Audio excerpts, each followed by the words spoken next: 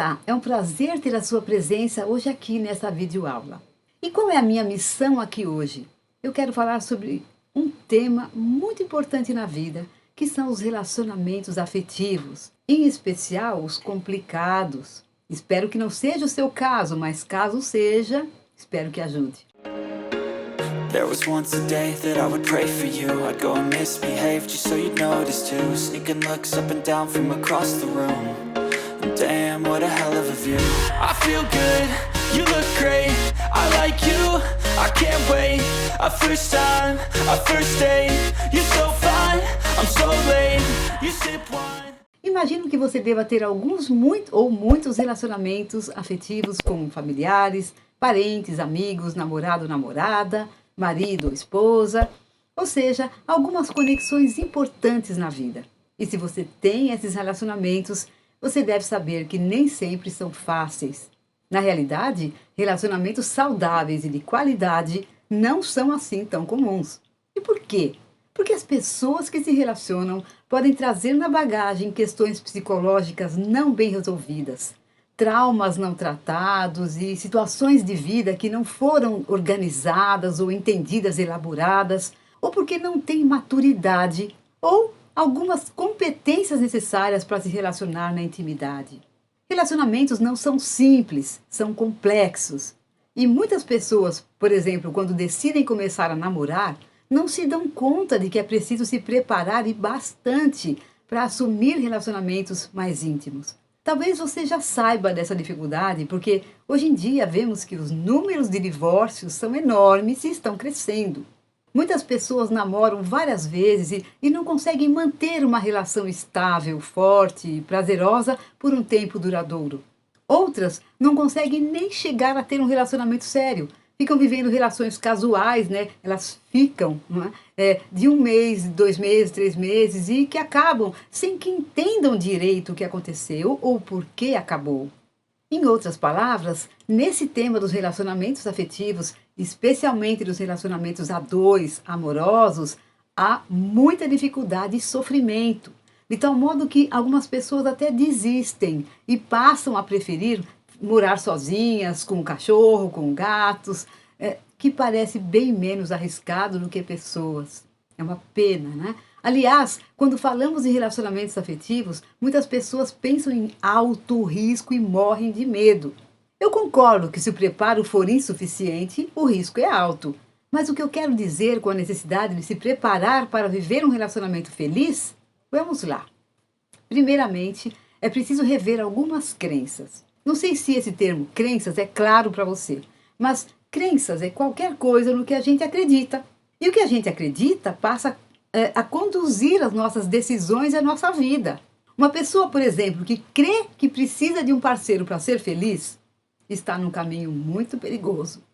Muitas pessoas assistiram os filmes da Disney ou ouviram histórias infantis, aquelas fábulas, quando eram pequenas, e acreditaram que encontrar o homem dos seus sonhos, amar e ser amada, casar-se com ele, constituir uma família e ter filhos, seria sinônimo de sucesso e felicidade.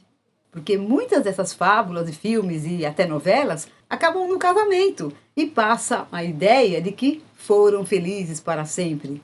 Isso vale ainda mais para mulheres, mas também serve para vários homens. Acreditar nisso é muito arriscado, até porque passa a ideia de que é fácil, só se trata de encontrar essa alma gêmea e está tudo resolvido. Isso é o que a gente chama de pensamento mágico. Não funciona.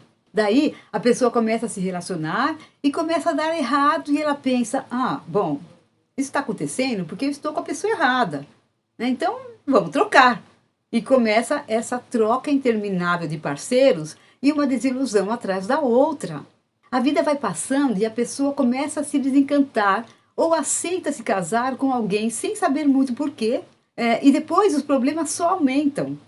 E por que essa crença que a pessoa tem de que precisa de um parceiro para ser feliz é um problema? Porque ela esconde um grande problema lá embaixo. O nome desse problema é codependência. Outros o chamam de dependência emocional ou dependência do vínculo, e há uma série de outros nomes para a mesma coisa. Mas o nome aqui é o de menos.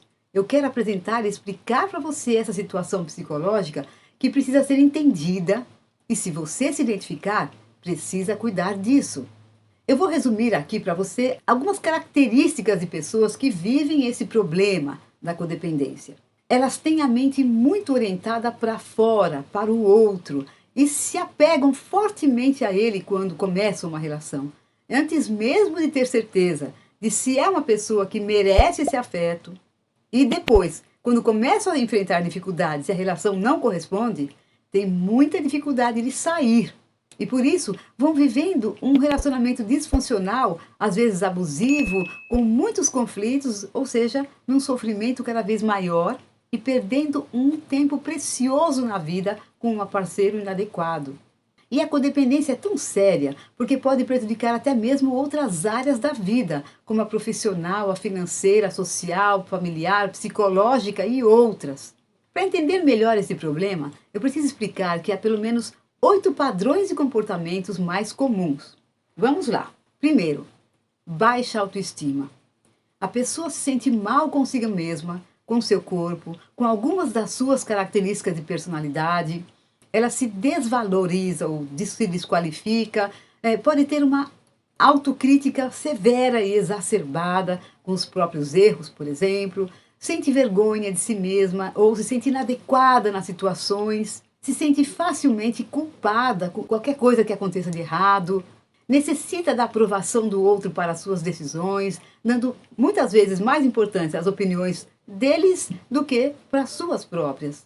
Uma pessoa com baixa autoestima acaba atraindo parceiros narcisistas ou casados indisponíveis, imaturos, irresponsáveis, exploradores ou de mau caráter. E por que isso acontece? Às vezes a pessoa tem uma pessoa boa, uma pessoa gentil, educada, ótima, doadora, mas é preciso entender que a pessoa que tem baixa autoestima, ela passa essa mensagem para o outro. Eu não tenho valor, eu não mereço o melhor, eu não mereço ser amada.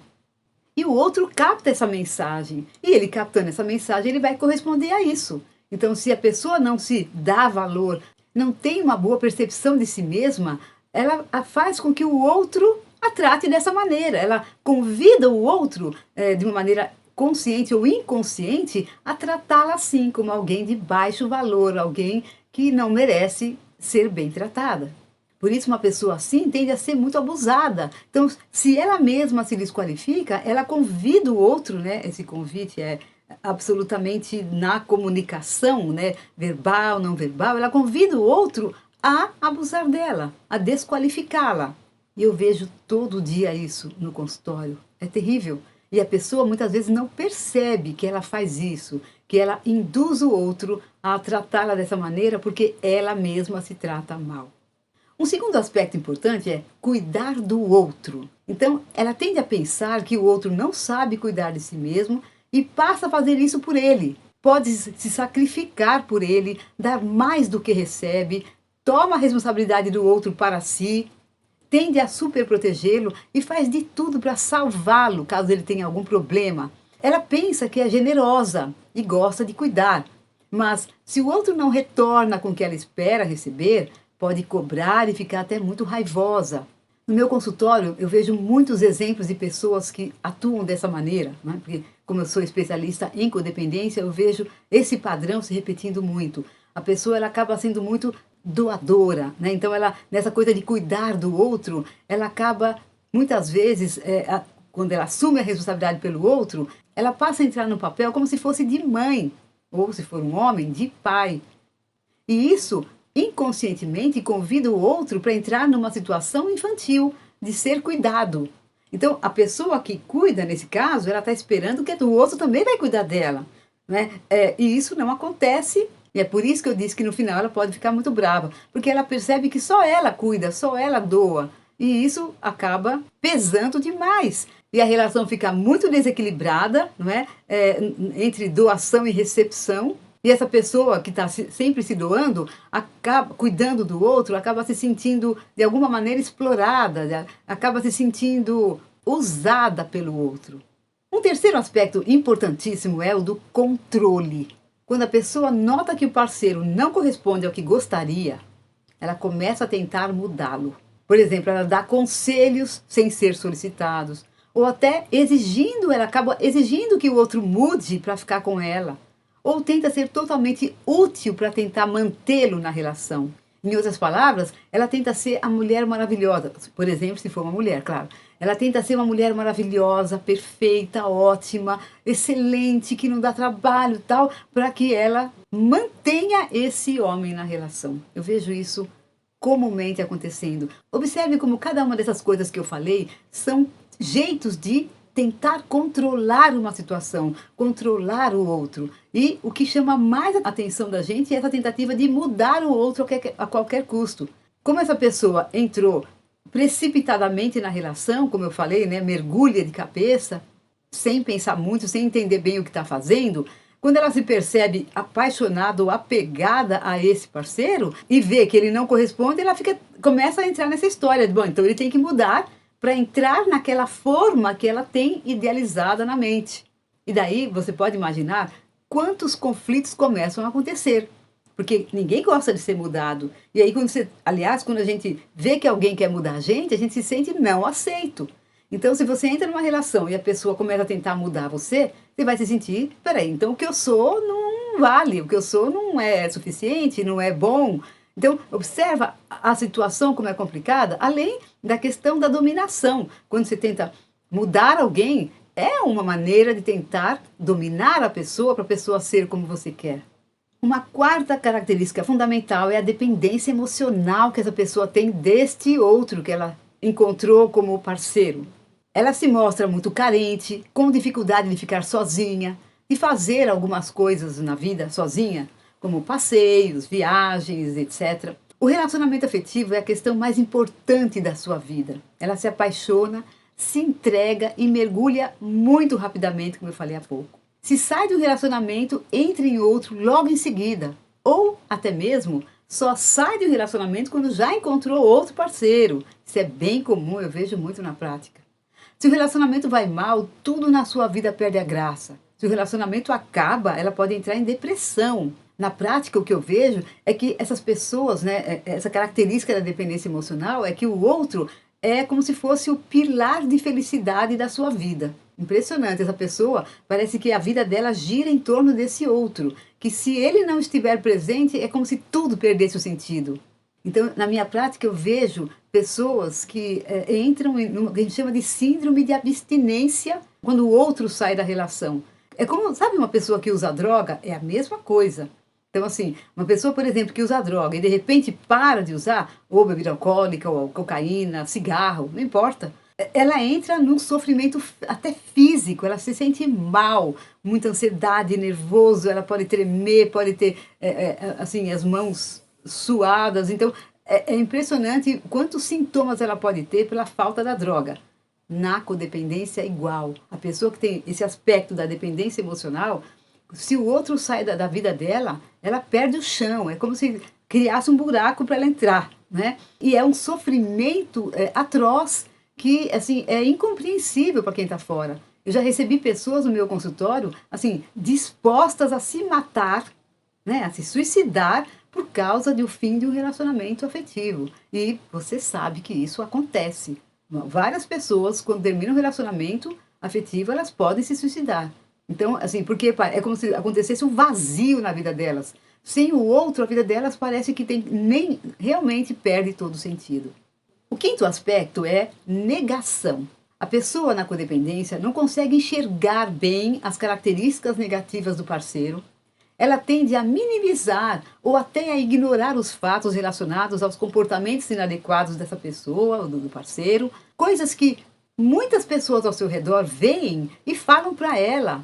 Às vezes a pessoa é mau caráter, às vezes a pessoa trata ela mal e ela desconsidera. Não, ele fez isso porque ele estava nervoso, ele me empurrou. Isso, gente, é coisa que eu escuto todo dia. Tá? Ele me empurrou, ou ele ficou nervoso comigo e veio para cima de mim, mas não, isso é porque o chefe dele brigou com ele no trabalho e ele estava nervoso, ou porque ele bebeu, então, né, ele bebeu e agora, coitado, ele não sabe o que está fazendo. Gente, negação, a pessoa nega, ela nega, e por que nega? porque ela quer manter aquela relação, ela tem dificuldade de sair. Então ela não pode enxergar claramente o que está acontecendo, porque se ela enxergar, é como se ela tivesse que tomar uma decisão.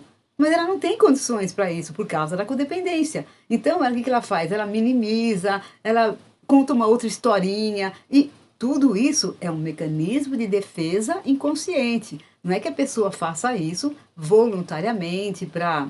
Né? Ninguém quer se enganar voluntariamente.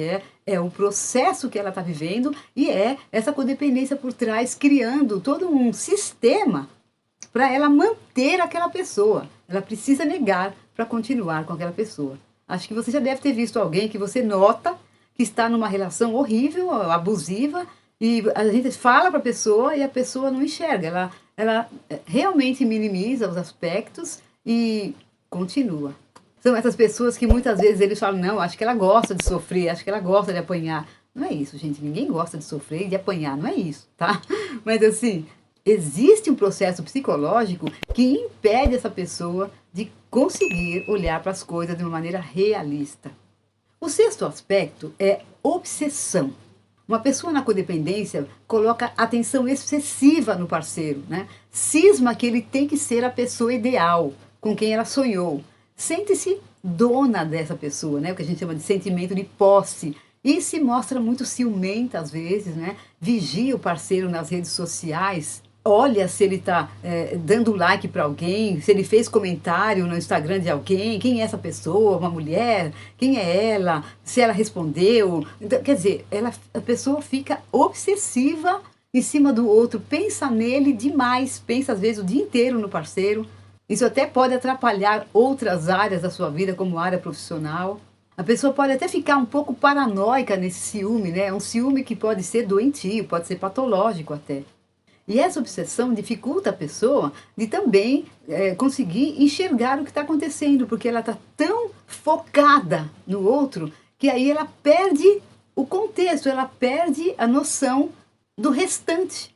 O sétimo aspecto de comportamento na codependência é a comunicação disfuncional. Então a pessoa pode ser manipuladora com as palavras e comportamento, tem dificuldade de ser assertiva ou que isso significa? Dificuldade de dizer não para o outro, de defender seus pontos de vista de forma adequada, educada, ou ela tende a ser agressiva ou tende a ser passiva. É uma pessoa que pode engolir e tolerar o que não deveria, até abusos.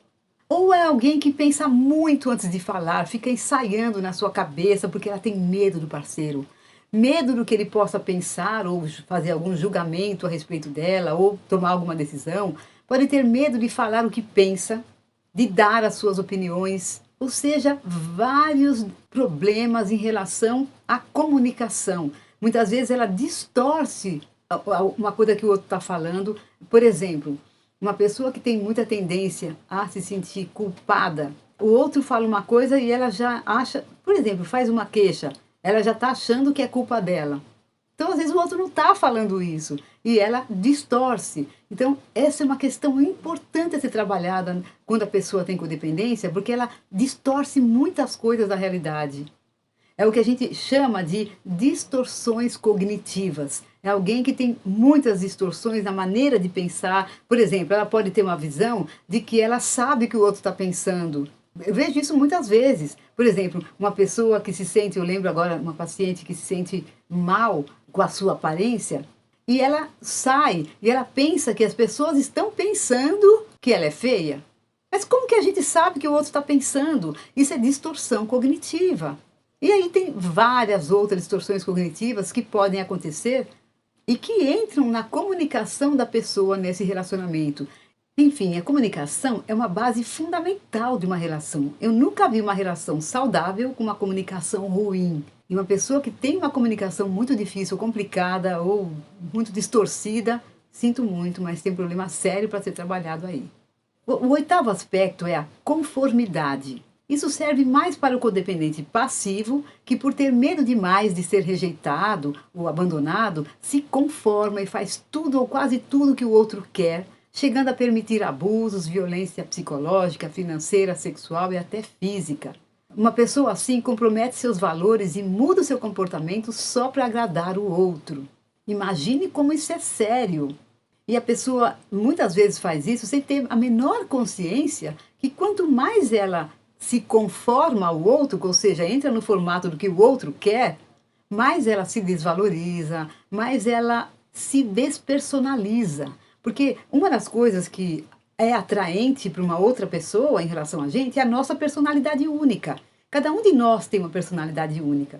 Se a gente faz tudo que o outro quer, como é que fica essa nossa personalidade? Ela não existe. Fica parecendo que você está como um robô ali na situação.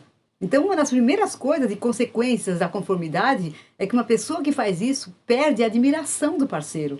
Porque a gente não admira um robô, a gente admira uma pessoa que tem peculiaridades, que tem falhas e qualidades, etc., tem uma opinião própria, mas não uma pessoa que está sempre se conformando com as situações, sempre fazendo a vontade dos outros.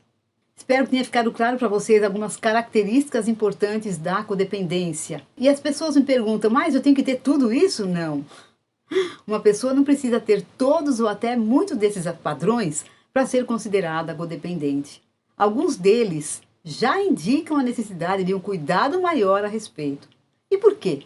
Muito simples. Se a pessoa não se tratar, continuará vivendo relacionamentos afetivos disfuncionais e infelizes. E como é o tratamento? Na maioria dos casos é através da psicoterapia e de preferência com um especialista, porque esse transtorno não é bem conhecido por muitos profissionais e o tratamento é bem específico.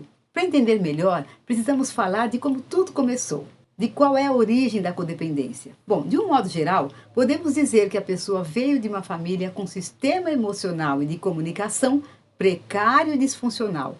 Pode ter sido uma família que negligenciou, que abandonou, ou excessivamente protetora. Presta atenção, tem gente que acha que proteção demais é amor. Mas proteção demais pode ser outras coisas, né? Uma família pouco encorajadora e pouco permissiva, ou onde havia todo tipo de conflitos, de abuso ou violência emocional, física, financeira ou sexual. Tanto diretamente com a pessoa ou com a criança, vamos pensar assim, como entre os pais, às vezes não era diretamente com a criança. Em ambientes assim, a criança foi direta ou indiretamente traumatizada e desenvolveu o que a gente chama de trauma complexo. A partir daí, passa a usar mecanismos de defesa que na infância podem ter sido até adequados, mas que se usados na vida adulta, o que é bastante comum, passam a se manifestar, como eu acabei de informar agora há pouco, naquela lista de padrões inadequados de comportamentos. Então imagine, uma pessoa que na infância teve pais muito autoritários e dominadores e duros, perversos, quem sabe tiranos, não é? Ela teve que se conformar, teve que ser boazinha, teve que ficar passiva, que não dá a sua opinião, que não, ela teve, por exemplo, ela não podia contrariar esses pais, ela tinha que agradar esses pais. Então, naquela época, agir dessa maneira foi mais do que adequado, porque é a sobrevivência da criança. Agora, se ela cresce e continua com esse mesmo comportamento com o parceiro, você pode imaginar, aí muda totalmente de figura. É inadequado e não vai funcionar, não vai fazer uma relação saudável. Então, se eu pudesse resumir a origem da codependência, eu diria que está numa criança interior ferida, né? E o que isso quer dizer? Que a pessoa cresce, mas emocionalmente ela continua infantil, fixada nas dores da infância e buscando consolo e solução para o que não teve lá atrás e o que era muito importante para ela. O que a gente nota é que essa criança interior continua viva e atuante. A maior parte daqueles comportamentos que eu relacionei anteriormente são exatamente o reflexo dessa criança interior conduzindo as decisões da pessoa e o relacionamento da pessoa adulta. É claro que não tem como dar certo. Então, o tratamento começa visando um primeiro grande passo para a solução, que é curar essa criança interior. E depois de anos tratando especificamente dos codependentes, acabei cedendo às solicitações e criei um curso online para facilitar esse processo. O método funciona e está bem comprovado pelos participantes, e se você tiver interesse em conhecê-lo, clique no link do curso na descrição desse vídeo. Bem, depois de tratar os traumas de infância, a recomendação é que se faça, como eu dizia, a psicoterapia para que a pessoa abandone aqueles padrões de comportamentos aprendidos e se fortaleça, desenvolvendo um modo de atuação que o Jeffrey Young, um estudioso de questões de personalidade, chama de adulto saudável.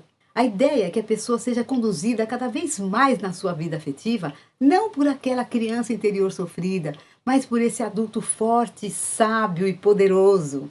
Dessa maneira, pouco a pouco, os comportamentos disfuncionais vão desaparecendo e dando lugar a comportamentos que auxiliam no enfrentamento da complexidade da vida a dois, de modo funcional e eficaz.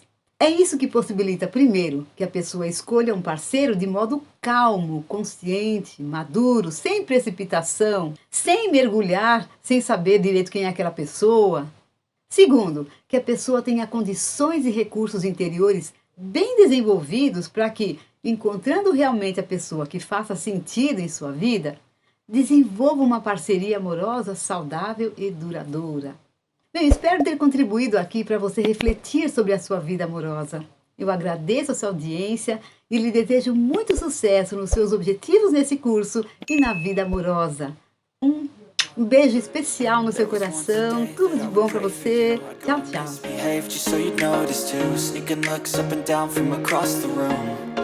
Damn, what a hell of a view. I feel good, you look great, I like you, I can't wait. A first time, a first date, you're so fine, I'm so late. You sip wine.